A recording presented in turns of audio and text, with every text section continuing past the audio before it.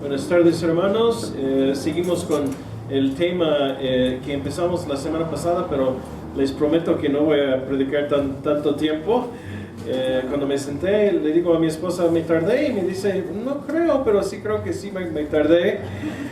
Entonces vamos a hablar el día de hoy de liderazgo bíblico. Hay unos apuntes ahí atrás.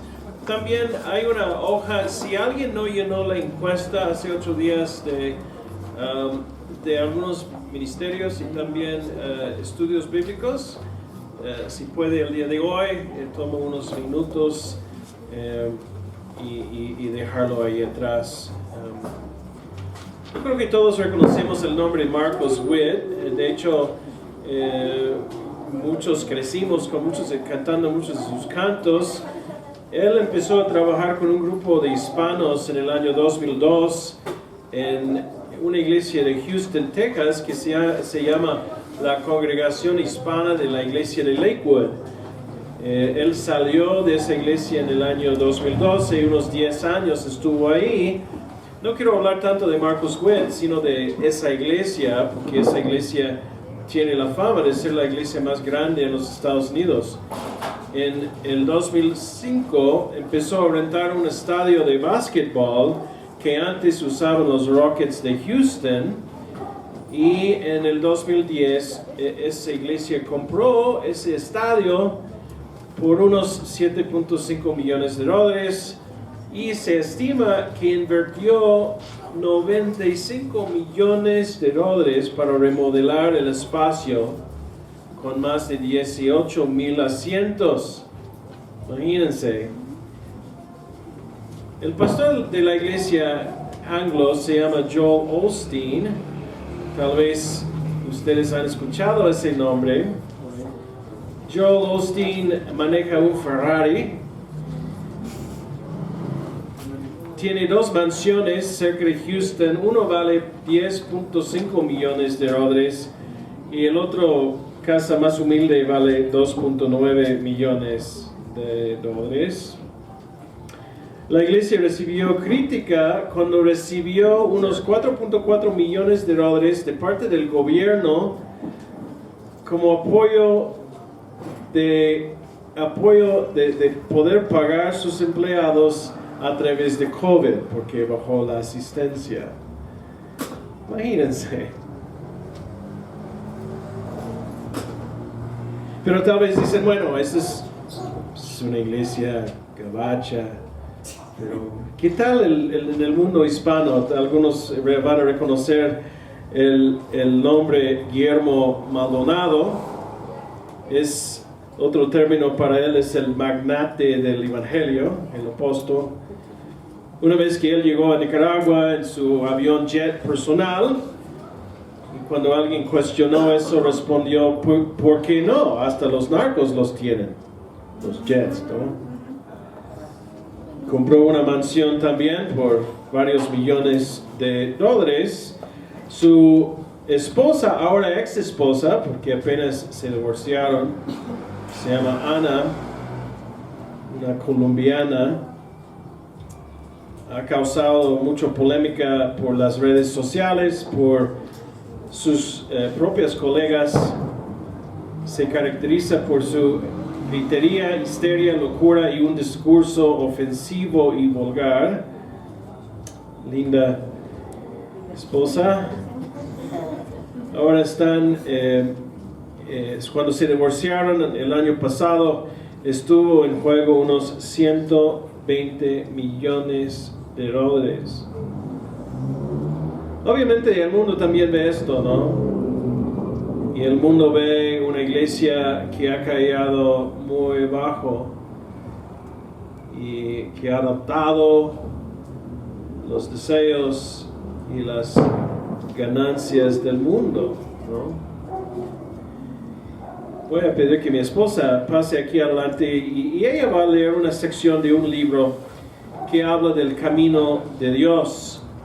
Y también con motivos navideños, escucha eso y compara lo que hizo Jesucristo con lo que a veces vemos tristemente en nuestro mundo cristiano.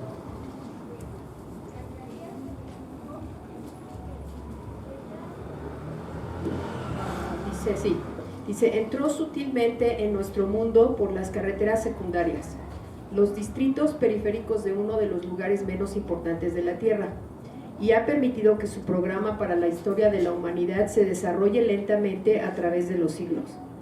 Vivió por 30 años en medio de miembros socialmente insignificantes de una despreciable nación, sin embargo una nación con una tradición rica de pactos divinos e interacción. Creció en el hogar del carpintero, de la pequeña villa del Medio Oriente de Nazaret. Después de que su padre José murió, él vino a ser el hombre de la casa y ayudó a su madre a criar al resto de la familia.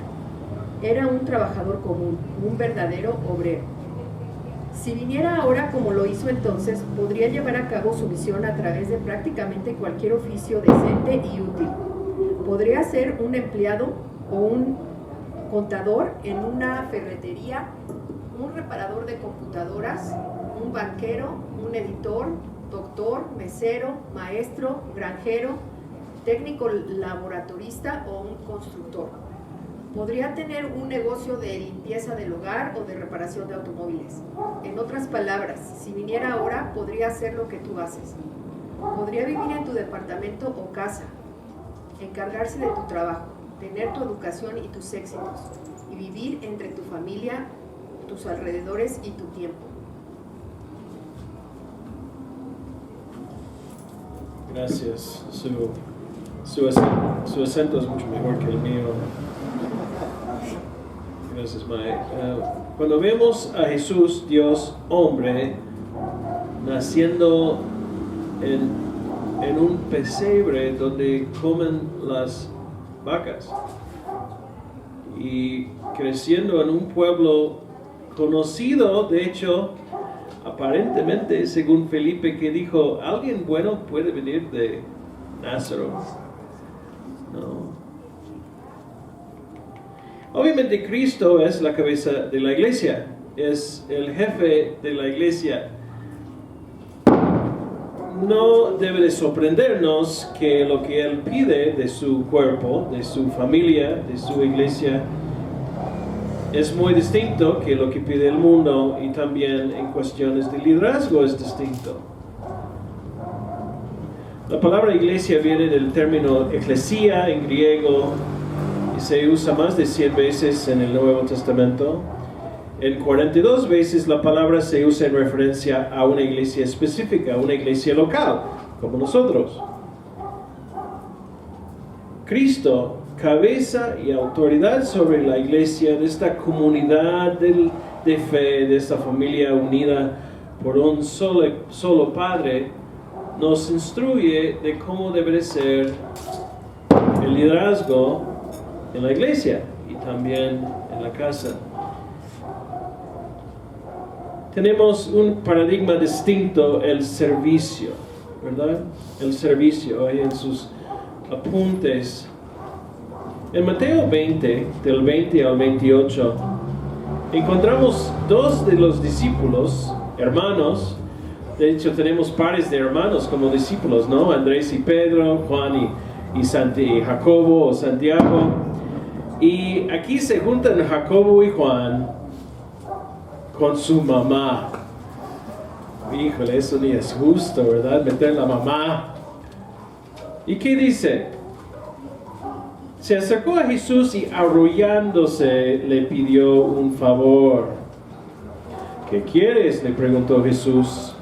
Mateo 20, 21. Ordena que en tu reino uno de estos dos hijos míos se siente a tu derecha y el otro a tu izquierda.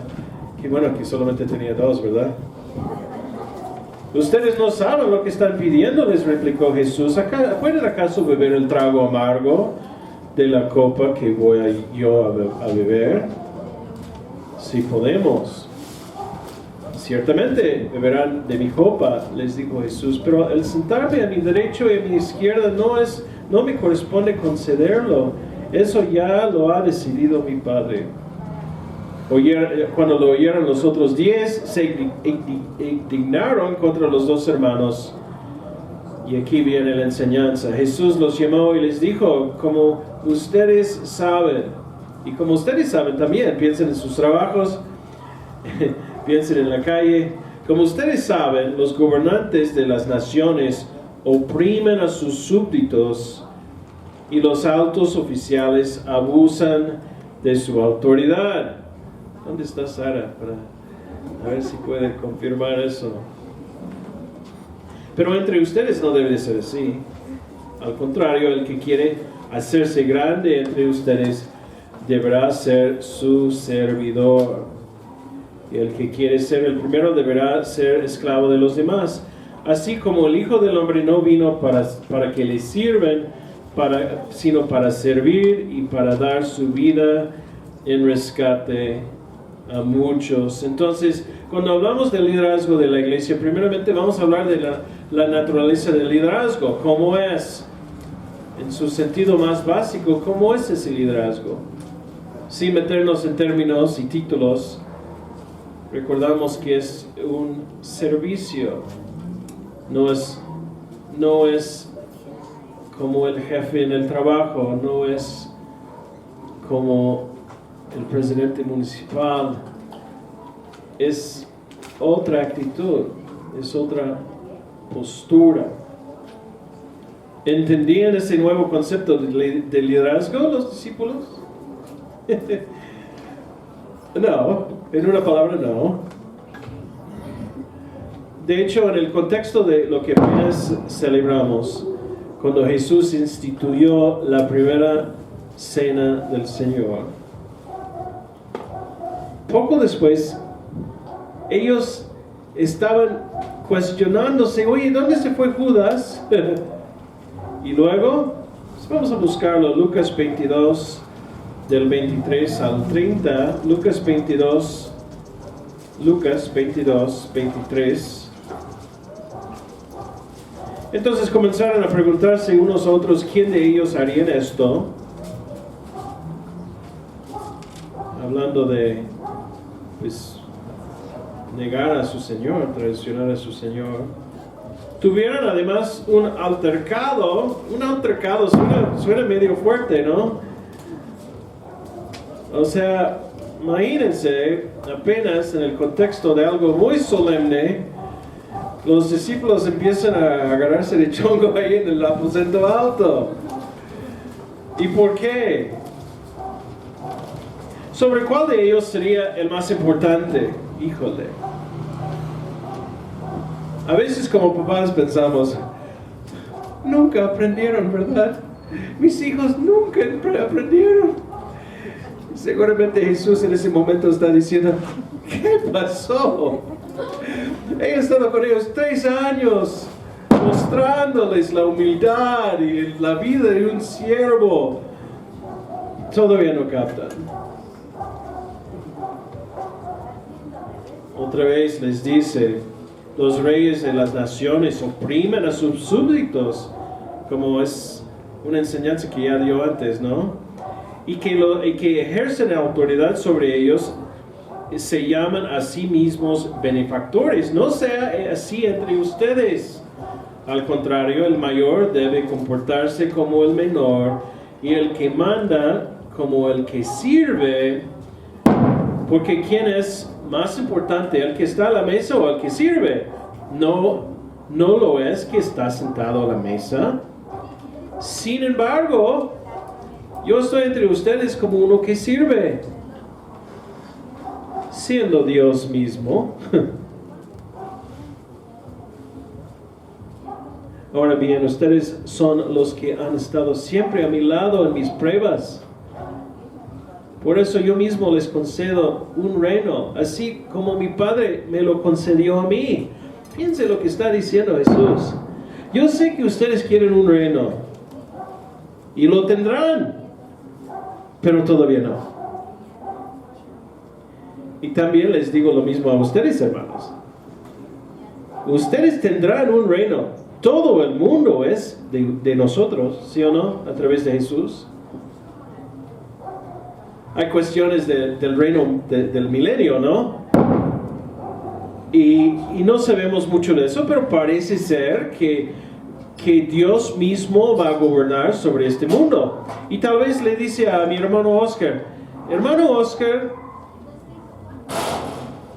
yo sé que has sido fiel y yo quiero que tú seas autoridad sobre Alfredo del Mazo hacia Cerro de la Estrella, y te encargo, hermano, mi hijo Oscar, que pongas orden, que haces este lugar bello, porque ya es mío y habrá justicia, ¿no? Y tal vez le diría a mi hermano Ezequiel, encárgate de Jehovías y trabaja junto con Martín, porque él también. O sea, y tendremos todo, pero todavía no. Tendremos todo, hermanos, porque somos hijos del rey, ¿no? Pero el detalle es que todavía no lo vamos a tener. Todavía estamos viviendo en un tiempo de que hay otro gobernando este mundo. Pero hay un Dios, ¿no? Pero mientras, Dios nos llama a un estilo de vida radicalmente distinto, ¿sí o no? Muy distinto. Donde debemos de voltear la mejilla, donde debemos de amar hasta los enemigos, donde debemos de ser dispuestos, como dice Pablo en 1 Corintios, ser defraudados por el nombre de Jesús. Eso no nos gusta, pero es un tiempo de prueba, porque vendrá el día cuando sí vamos a gobernar todo, pero todavía no.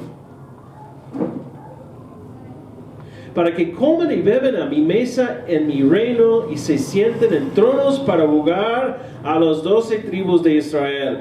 Viene eso, mis discípulos, pero todavía no. Ahora su lugar es un lugar de humildad y servicio, porque así sabrán que son mis discípulos, porque yo, teniendo autoridad de llamar ángeles, voy de mi propia voluntad a la cruz. ¿Recuerdan en el jardín? En el jardín llegan para prenderlo, dicen, es él, y él dice, yo soy, y ¡pum! Como pinos de boliche, ¿no? ¿Parece? Se levantan y luego se anima Pedro y saca su espada. Pero claro, si tienes ese poder, ¿por qué no? O sea, Jesús tenía el poder, de hecho lo dice. Tendremos el poder, hermanos, pero todavía no. Y hay que hacer las cosas como Él desea. Luego, en el mismo contexto, en el libro de Juan, no vamos a leer todo, pero recuerden que nadie quiere lavar los pies apestosos, no. Y ese Pedro con sus pies tan feos, y ese Felipe que pues anda con los caballos y huele, no, quién sabe, no, pero nadie quiere lavar los pies de nadie. ¿Y quién lo hace? Jesús. ¿Quién menos tenía que hacerlo? Quien con esos mismos pies iban a ser perforados con unos clavos un día después. Lava los pies. Cuando terminó de lavarles los pies, Juan 13, se puso el manto y volvió a su lugar. Entonces les dijo, versículo 12, ¿entienden lo que he hecho con ustedes? Ustedes me llaman maestro y señor y dicen bien porque lo soy. Pues si lo soy, el Señor y el Maestro, les he lavado los pies. Ustedes también deben lavarse los pies los unos a los otros. Les he puesto el ejemplo para que hagan lo mismo que yo he hecho con ustedes. La iglesia donde se reúnen mis papás es una iglesia que tiene por costumbre, y es una de las distinciones, ¿verdad?, entre iglesias. Esa iglesia lava los pies, tienen un servicio de lavamiento de pies cada 3 meses. No sé si alguien aquí lo ha hecho, pero obviamente pensamos que eso es un símbolo, eso no es algo que hacemos hoy en día, Pero ellos lo hacen y también tienen una comida completa de hecho se me hace más bíblico eso. Debemos de tener una barbacoa, ¿no? O una carne asada y así tomar el pan y el vino. Bueno, una sugerencia. Pero ellos lavan los pies ahí y siempre mi mamá me decía, oye, asegúrate que pones tus calcetines no con hoyos y todo eso, que buenos calcetines, ¿no?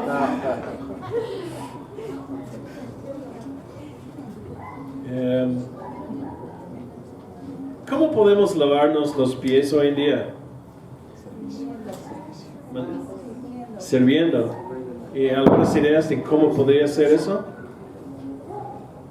¿Saben quiénes lavan los pies todos los domingos? Y no voy a decir quiénes, pero ustedes a lo mejor saben. Los que ponen todo esto. Las dos hermanas que lavan el baño. Todo eso, llegamos aquí, todo está bien, ¿no? Pero alguien lo puso. La persona que a lo mejor se levanta temprano y ora por ti y por mí, fielmente.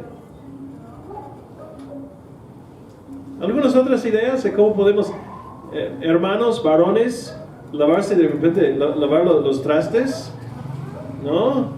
Y cuando cae tu esposa así cuando se desmaya de la sorpresa, ¿no? Hay que pensar en formas de lavarnos los pies. Hace unos años íbamos a reconocer, estos en el año 2009, el primer anciano y el primer diácono de la iglesia aquí, al lado, Santa Bárbara. Y la esposa del diácono, como se puso como incómoda, como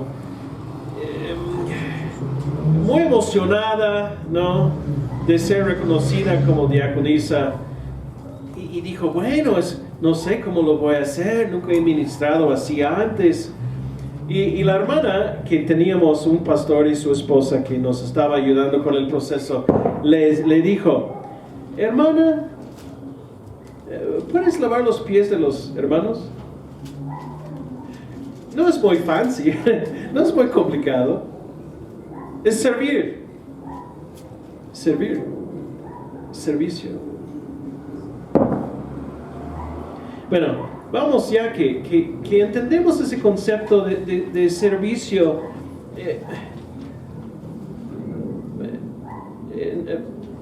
No, va muy en contra de los ejemplos que vimos, ¿no? Para empezar. Y francamente va tal vez muy en contra de otros ejemplos que posiblemente han visto en el pasado.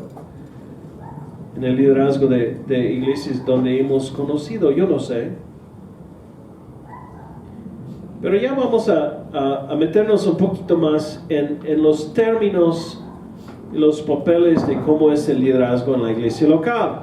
Ahora, hay una progresión. Mencionamos que los apóstoles es como un grupo muy exclusivo. Los apóstoles fueron escogidos directamente por nuestro Señor Jesucristo. Uno.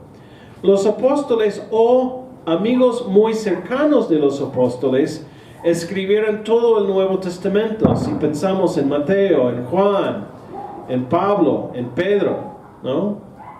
Y luego asociados de ellos muy cercanos como Lucas, como Marcos. Y podemos mencionar Judas, que es el medio hermano de Jesús, pero muy pegado a ese grupo. Y bueno, como mencionamos hace 8 días, los apóstoles tienen un lugar muy especial en cuanto a juzgar en un futuro las tribus de Israel, junto con los 12 ancianos y los 12 representantes del tribu de Israel, y no sabemos exactamente, pero son 24, 2 de ellos son apóstoles. Tenemos sus nombres escritos en los fundamentos de la Nueva Jerusalén. En fin, son 12. Ahora, donde entra el debate, ¿verdad? Es que ¿qué pasó con Matías? Y si hablas con uno de la luz del mundo, híjole, te va a fastidiar de Matías. Porque es su prueba que, según ellos, apóstoles siguen siendo nombrados. Pero bueno, vamos a dejar. Entonces, en un inicio, los apóstoles nombraron los primeros diáconos en Hechos 6. Los apóstoles nombraron, estaban junto con los ancianos. Ya cuando llegamos a Hechos 15, encontramos apóstoles y ancianos. Entonces ya empezamos a ver una transición.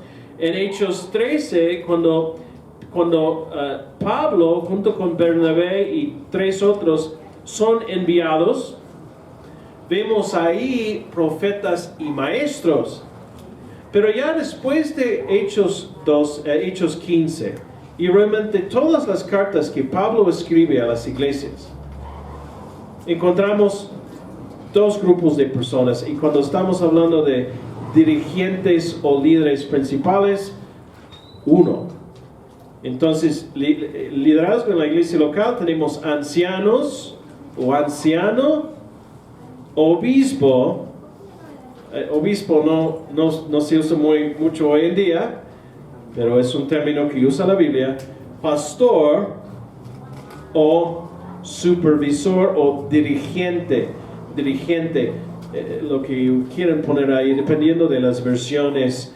Algunas versiones más modernas aún usan la palabra líder, pero prácticamente esos son los términos que encontramos referente a la iglesia local. ¿Sí? Vamos a ver que son también términos prácticamente intercambiables. Enfatizan cosas ligeramente distintas, pero se refieren a la misma persona o al mismo grupo de personas. ¿Me explico? Entonces podríamos decir que un anciano es un obispo, es un pastor, es un supervisor, es un dirigente. Ahora, hay funciones ligeramente distintas, pero vamos a ver eso. Si quieren buscar Hechos 20, aquí Pablo está prácticamente diciendo adiós a un grupo de líderes, un grupo de personas muy queridas. Parece que se han juntado de varias partes para estar con Pablo, y no vamos a leer todo el contexto, pero en Hechos 20, 17, dice: desde Mileto, Pablo mandó llamar a los ancianos de la iglesia de Éfeso. La iglesia de Éfeso es donde estaba Timoteo y otros, una iglesia bastante conocida ya en ese tiempo. Y si queremos brincar allá al versículo 28, es exactamente el mismo contexto. Pablo sigue hablando, dice: tengan cuidado de sí mismos y de todo el rebaño sobre el cual el Espíritu Santo los ha puesto como obispos para pastorear la iglesia de Dios, que Él adquirió con su propia sangre. Entonces vemos que en el versículo 17 les dice que ancianos. Unos versículos después, hablando al mismo grupo, les dice que obispos. Y aunque no es la palabra, el sustantivo pastor, es el verbo que pastoreando. Entonces aquí vemos tres términos o ideas para el mismo grupo de personas. Si quieren buscar, por favor, 1 de Pedro 5. Aquí Pedro está hablando, y Pedro no solamente era anciano, era apóstol, ¿no? Pero aquí vemos la humildad de Pedro en este contexto. A los ancianos, 1 de Pedro 5, 1, a los ancianos que están entre ustedes, yo, que soy anciano como ellos, testigo de los sufrimientos de Cristo y partícipe con ellos de la gloria que se ha de revelar, les ruego esto. Ok, entonces Pedro está diciendo que está hablando a ancianos. Él dice que yo también soy anciano. También era apóstol Pedro, pero dice que es anciano también. Y luego versículo 2, cuiden como pastores, o la nueva versión, Biblia de las Américas dice, pastorean el rebaño de Dios. También la Reina Valera no usa el sustantivo, sino el verbo, apacentar la grey de Dios. Entonces, otra vez aquí vemos que Pedro está hablando de un grupo de ancianos y también les llama pastores, o dice la función es pastorear, apacentar, cuidar el rebaño, la grey, ¿no? Entonces, bueno, cuando hoy en día decimos que uno es un pastor, podríamos también decir que uno es obispo, aunque eso suena medio raro, ¿no? Porque hay denominaciones, por ejemplo, los menonitas, ellos sí manejan el término obispo, pero un obispo está como encargado de varias congregaciones, ¿no? Y también, obviamente, la Iglesia Católica también usa ese término. No es un mal término, tal vez debemos de ponerlo más en moda, ¿no? Entonces vamos a decir a Jaime, el obispo Jaime, o algo así. No vamos a meternos en las palabras griegas, pero podemos, yo creo que entender los conceptos. Un obispo es uno que vigila o supervisa pues un grupo de personas, en este caso la iglesia. Hechos 14:23 vemos la importancia de ancianos. Hechos 14:23, Pablo en sus viajes, y eso fue en el principio de sus viajes, en Hechos 14, en cada iglesia nombraron ancianos y con oración y ayuno los encomendaron al Señor en quien habían creído. Entonces es algo solemne, es algo importante, y Pablo junto con Bernabé, en este caso y en otros momentos con Silas, en otros momentos con otros, nombraron ancianos. De hecho, hay unas iglesias locales que francamente no sabemos, que menciona el libro de Hechos, quién nombró los ancianos, quién los puso. Algunas personas piensan que tal vez fue Lucas, podría haber sido hasta Timoteo, pero bueno, alguien con la autoridad inicial eran los mismos apóstoles, ¿no? Nombraron los líderes de las iglesias. Entonces, una parte importante de cualquier iglesia local es liderazgo calificado bíblicamente. Estamos, los hermanos estamos estudiando un estudio del 1 de Timoteo 3. Anoche terminamos el estudio, pero es importante, ¿verdad?, que tenemos personas sensibles al Espíritu Santo, personas que son personas sobrias, prudentes, amorosas, etc., que pueden guiar como un siervo el rebaño. Entonces, aquí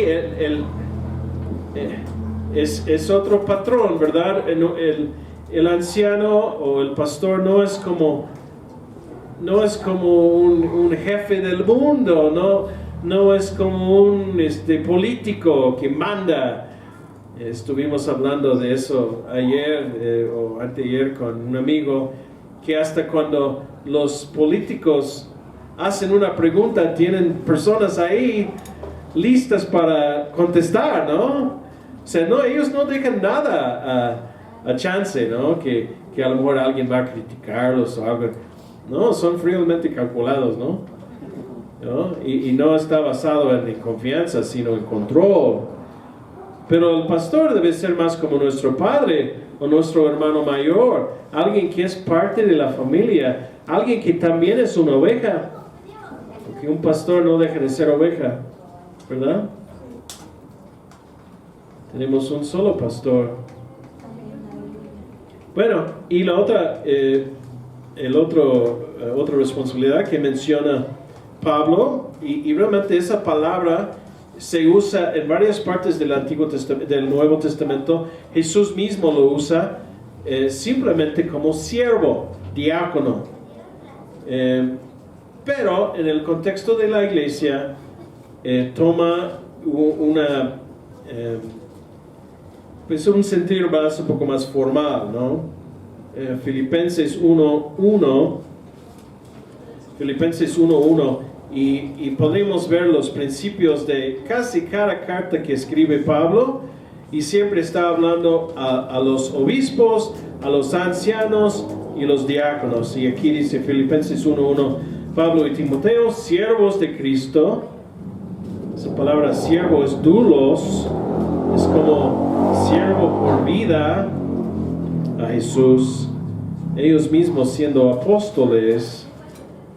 Y como dice Pablo en otras partes, no usó su autoridad para abusar de ella, sino llegó como siervo de Cristo Jesús a todos los santos en Cristo Jesús que están en Filipos, junto con los obispos y diáconos. Entonces, aquí parece ser que diáconos es no un liderazgo principal, y si vemos en Timoteo y Tito, realmente la única diferencia entre diáconos y ancianos es que los ancianos deben ser aptos para enseñar, pero los requisitos de una vida santa, no una vida perfecta, pero de todos los otros requisitos prácticamente son iguales.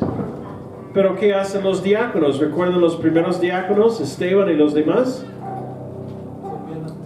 Servían las mesas, ¿verdad? Eso no quiere decir que un diácono no puede enseñar y no puede estar involucrado, pero un diácono se encarga de las necesidades físicas más de una familia, ¿no? De una iglesia. También la Biblia menciona diaconisas. Romanos 6:1. Les recomiendo a nuestra hermana Febe, diaconisa de la iglesia de Cencreas. Entonces aquí, y bueno, eso también regresando a lo que tocamos la semana pasada, ¿por qué no vemos mujeres como ancianas? Porque en el sentido de diáconos sí vemos mujeres, diaconisa, pero en cuanto a ancianos y pastores, nunca vemos un término, digamos, femenino para describir ese liderazgo. Obviamente, la esposa está súper involucrada en el liderazgo cuando el esposo es anciano, ¿sí? Sin embargo, por ese detalle, y bueno, aquí entramos en la zona de convicciones, pero por eso aquí no tenemos pastoras, ¿sí? Pero diaconisas es bíblica.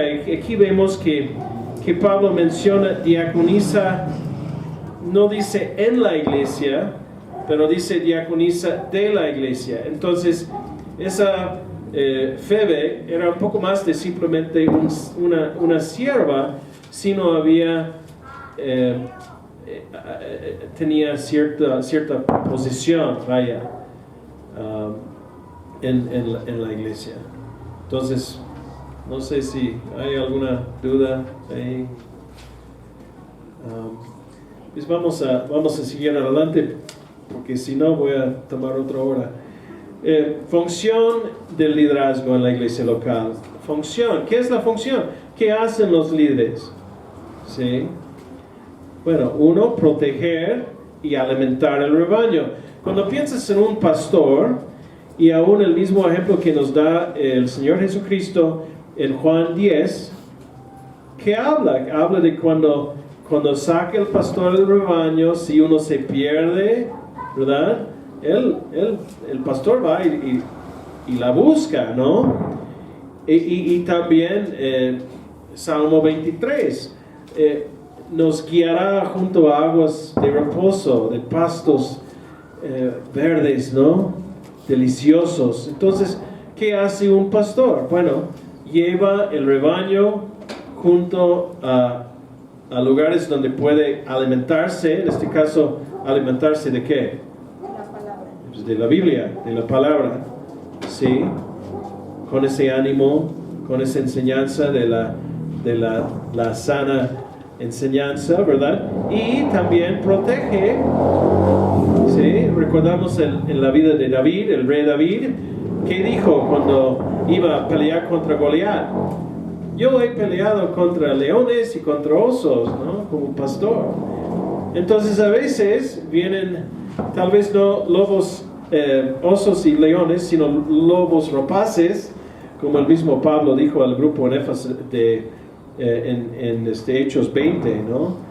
Vendrán y aún entre ustedes mismos, dijo. Entonces a veces el ataque no viene de afuera, sino de adentro. Y los ancianos, los líderes deben de estar conscientes. Si de repente empieza un chisme, una división y es tan fácil que pase, es tan rápido que eso pasa.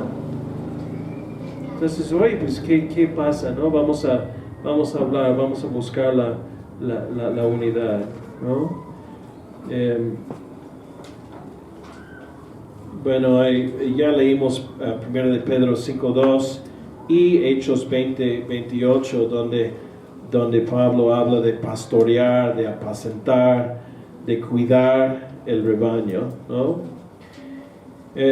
Punto B, enseñar y exhortar, falta una R ahí, enseñar y exhortar con las escrituras. Si alguien nos hace el favor de buscar 1 de Timoteo 4:13, Oscar. Entre tanto que voy, ocúpate de la lectura, la exhortación y la enseñanza. Ok, ahí está. La lectura bíblica es algo que es importante, ¿no? La enseñanza y la exhortación. A veces es necesario la exhortación. Oye, hermano o hermana, no te hemos visto por medio año. ¿Podemos ayudarte en algo? Oye, hermana, híjole, siento que hay algo en tu espíritu, en su conversación. Luego siento como, no sé si hay algo que podemos, ¿sí? O a veces cuando se dice o cuando se enseña algo que no está bien, ¿no? Pues obviamente contacto y con respeto, pero pues, eso no está bien, ¿no? La exhortación también es parte de, y hay otro versículo que habla de refutar, que es aún más fuerte, ¿no? Refutar, corregir, redarguir, que no puedo decir esa palabra.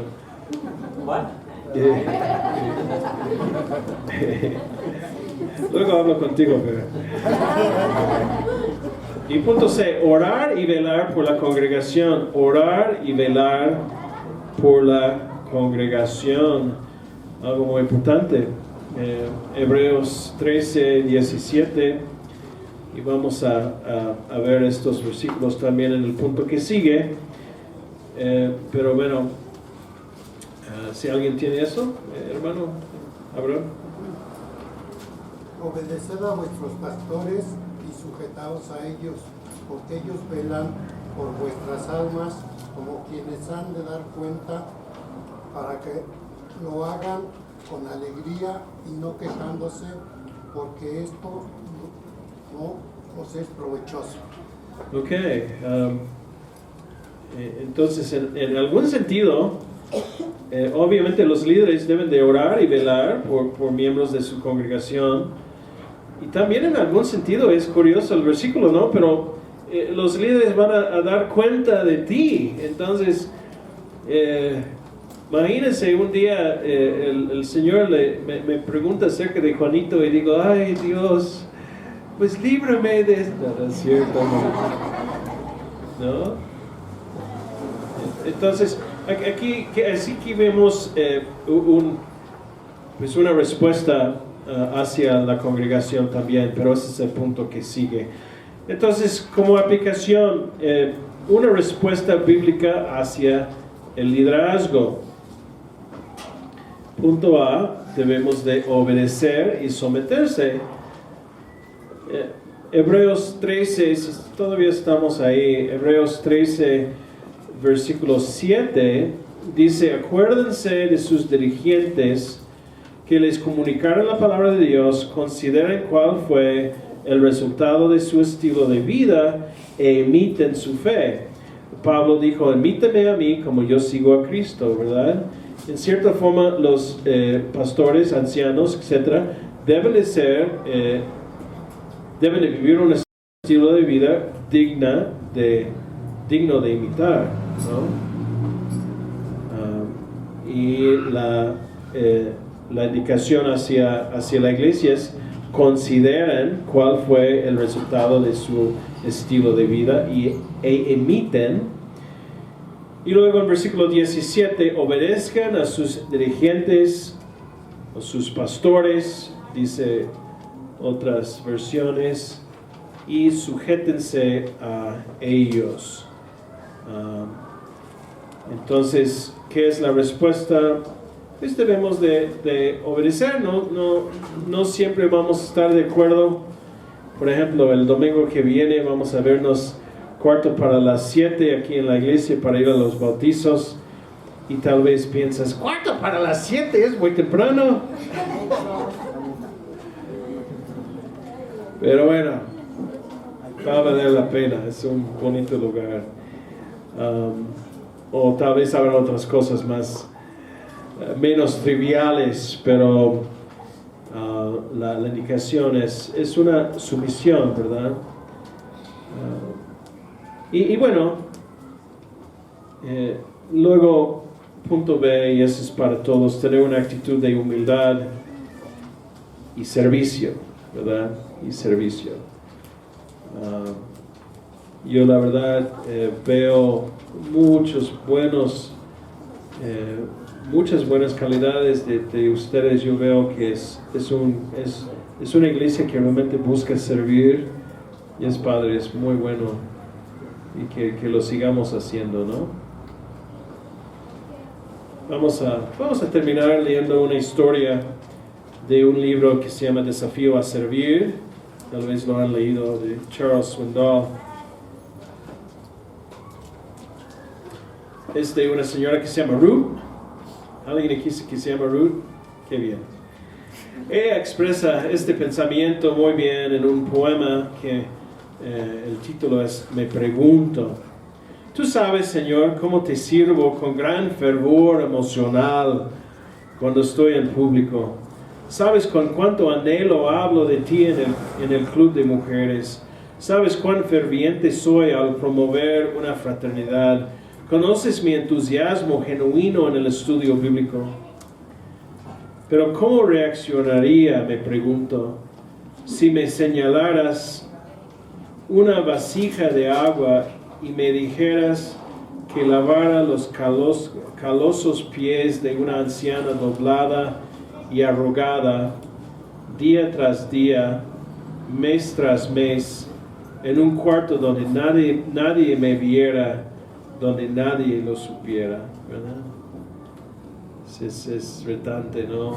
Servir cuando nos ven, pero servir aún más cuando no nos ven, porque Dios nos ve.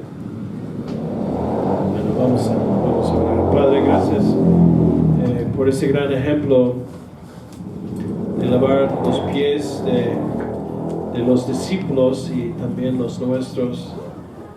Ayúdanos, Padre, a mantener esa actitud de servicio, y también, Padre, reconocer el valor y la necesidad de hombres y mujeres de Dios que pueden guiar una congregación con un espíritu de humildad y servicio.